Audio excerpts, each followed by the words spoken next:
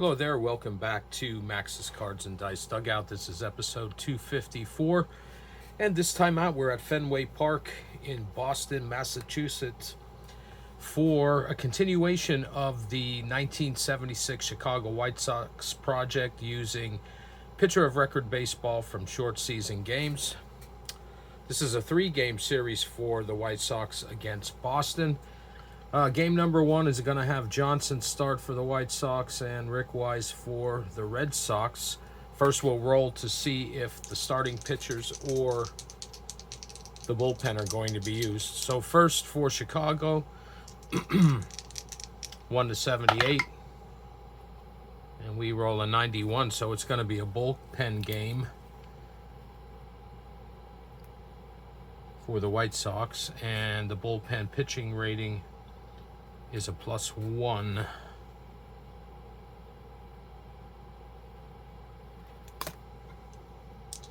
Now for Boston, what do I got? 1-75, and they roll a 2, so it's going to be Rick Wise, and his number is a 0. Okay, so we roll for the visitors first in this first game, and I'm rolling 3 D20s. Blue, red, and green to correspond with the color codes on the score sheet. Oh boy, so we get a 20. So we're gonna have to look at that when we get to it. We got a 2 for the batting, a 20 for the pitching, and a 1 for the fielding. Okay, so first the blue. 2, Chicago, run scored with a 2, 0. So that's going to be a 0 for the White Sox here. The red 20 on the pitching. So we look at Boston's home pitching. And on the 20, it's listed as 4+. And the plus is going to come into play with that natural 20 that we rolled there. Actually, I made a mistake right off the bat here. Well, no, I didn't. Rick Wise is a 0. Okay, so there's no modification. But on the 20, it's going to be 4. And on the fielding, we roll a 1. Boston's fielding, it's 14 or less. We do not use the pitcher rating when we're checking fielding. And 1-11.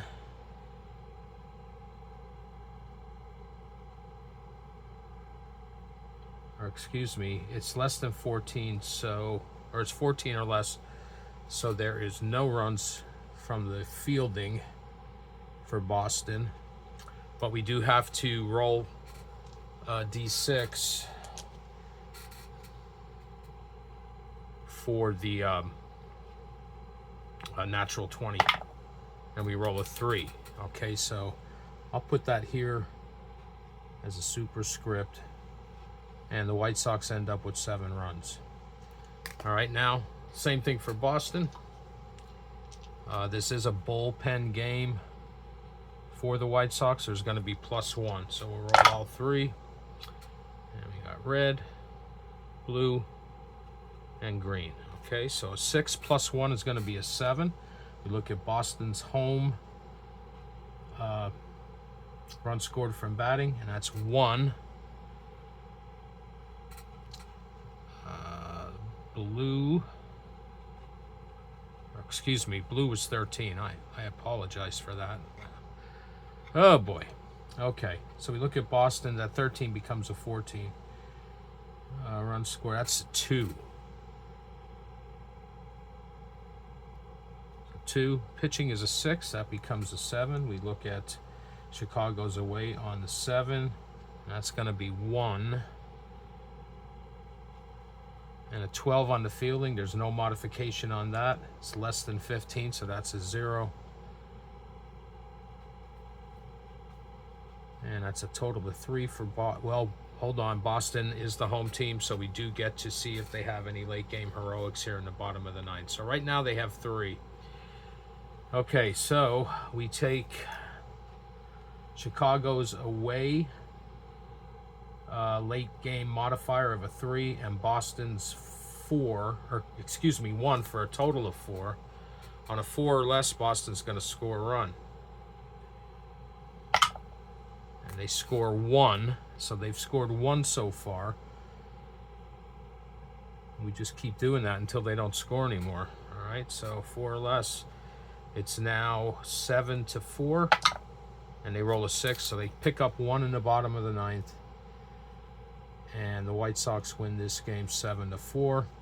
In real life, the White Sox won this 8-4, and the White Sox in this replay go to 3-1.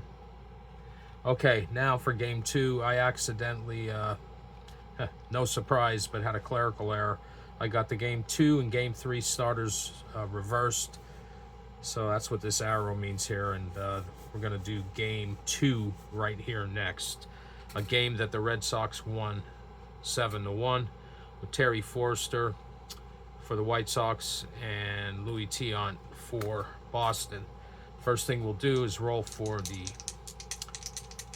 pitcher determination.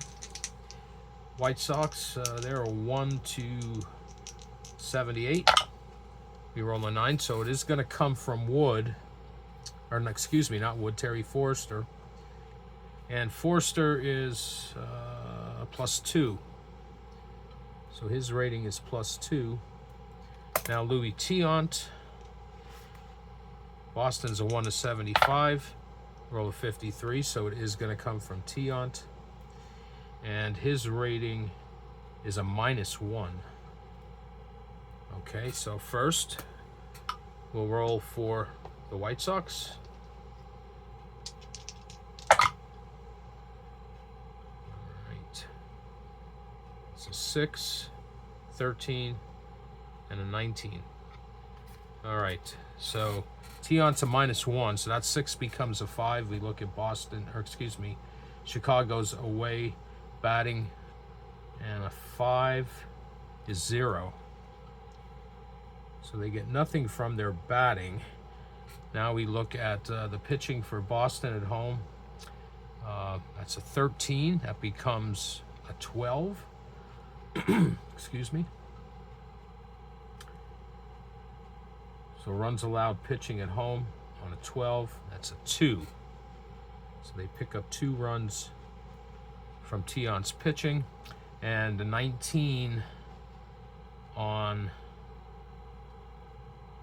the green die. That's greater than Boston's fielding rating. And we don't use Tiant's pitcher rating when we're checking defense. So we re-roll that 19, or excuse me, the green 20. We get a 6. And on a 1-11, that's going to be 1 run. So the White Sox score 3 in this game 2. All right, now for the Red Sox. Terry Forster's a +2. No natural 20s. We got a 19, an 8, and an 8. So Terry Forster's a +2. That 19 becomes a 21. We look at Boston's runs scored at home, and on an 18 or more, that's 4. So they pick up 4 runs from their bats. Now we look at Chicago's away pitching, runs allowed an 8. +2 becomes a 10. And that's another run. That gets them at 5. So the Red Sox have won this one, but we'll see if any runs are scored from fielding. That's an 8. And an 8 is less than the 15, so that's a 0 from the fielding. And that's 5 for the Red Sox. So they win this one. Whoop, forgot to write the total for game 1 there. They win this one 5-3. Okay, so now the White Sox record goes to 3-2. And we'll play game 3. Wilbur Wood and Lee are the starters. They're both listed or they're both not listed on the card, so they fall under the other pitchers. But let's see who we're going to use. On a 56, we are going to use Wilbur Wood for the White Sox, and that's a +2.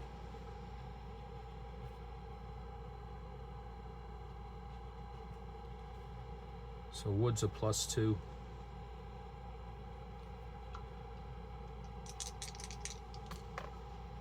So we're not using the bullpen.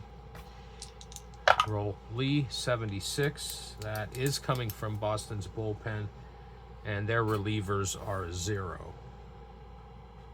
Okay, so no modification there for the White Sox. All right, roll for the White Sox. We get a 4, 5, and a 2. With no modification from the bullpen.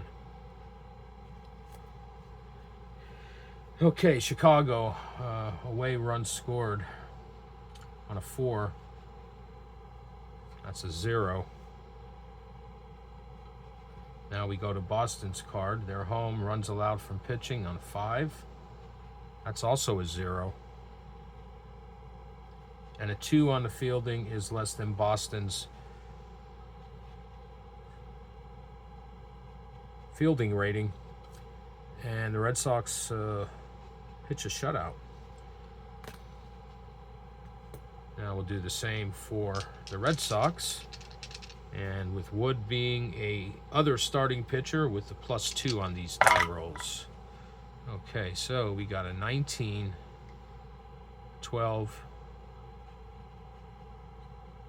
and an 18.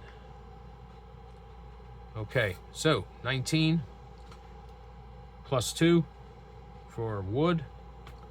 That becomes a 21. So we look at Boston's home runs scored. That's 4. So they get 4 runs from their bats in this game 3.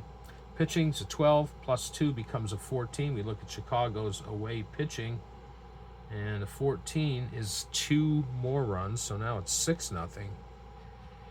And lastly, the fielding. 18 is greater than Chicago's fielding rating. So we're going to roll the green D20 again. And we roll a 10, and that's going to be 1 more run.